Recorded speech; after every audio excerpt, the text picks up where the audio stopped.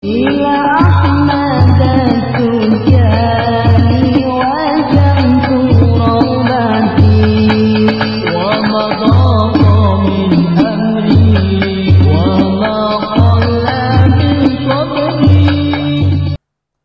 Kemudian agar supaya rumah itu tidak jadi kuburan, ya bacain Quran. Dibaca Quran, dibaca ketika ada di rumah itu baca sholawat. Ya, termasuk membaca manakib, membaca maulid, membaca burda di rumah. Lah itu boleh. Dan sangat dianjurkan kalau untuk nyari keberkahan. Adapun wadifah, ini perkaranya bukan hanya urusan keberkahan. Di sini ada kewajiban dan syarat-syarat wadifah yang harus dipenuhi oleh ikhwan yang membaca wadifah. Kalau tidak, nanti wadifahnya akan cacat. Itu permasalahannya. Yang masalah kenapa kok tidak boleh di rumah-rumah.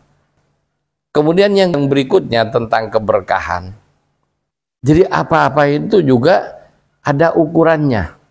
Jadi kalau kita ingin masak, ingin mandi di rumah kita, kalau zaman sekarang cukup dari air pipa yang ya setengah dem atau 1 dem.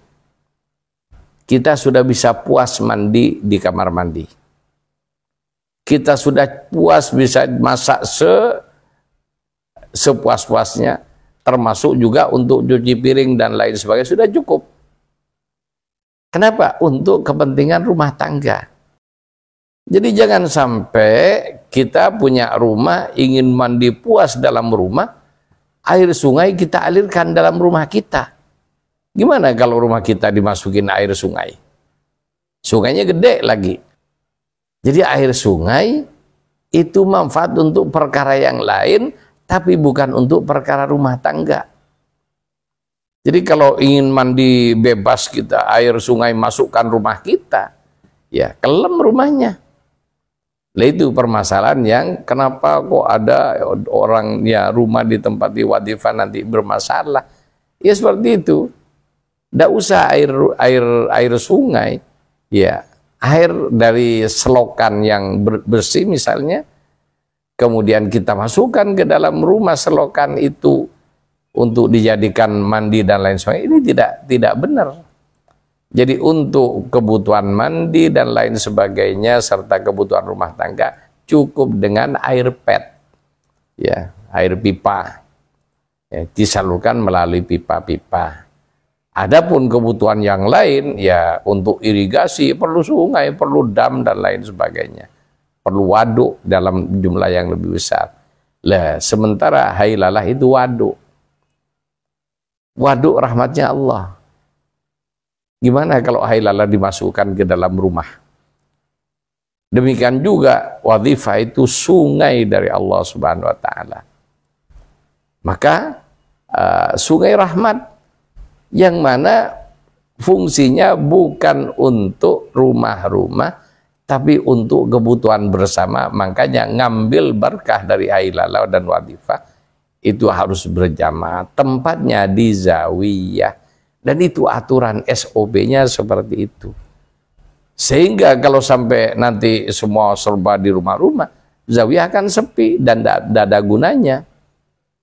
Ya sama dengan Jumatan di rumah-rumah, masjid kan tidak ada gunanya. Bahkan sholat 5 waktu ini menjadi standar terutama subuh. Ya ini yang dilihat oleh orang-orang Yahudi kalau sudah masjid ya setiap pagi ramai seperti Jumatan, maka itu tandanya Yahudi akan kalah.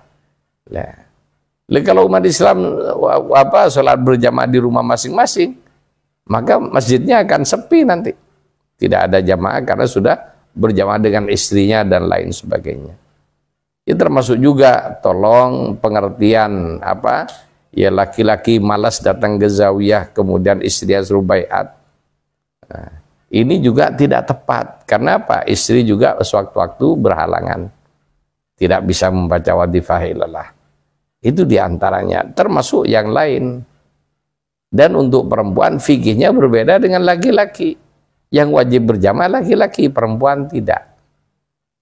Itu sehingga ya ini berbeda pendapat. Ada yang mengatakan berjamaah dengan perempuan itu ya tidak tergolong berjamaah karena apa? Perempuan tidak wajib berjamaah.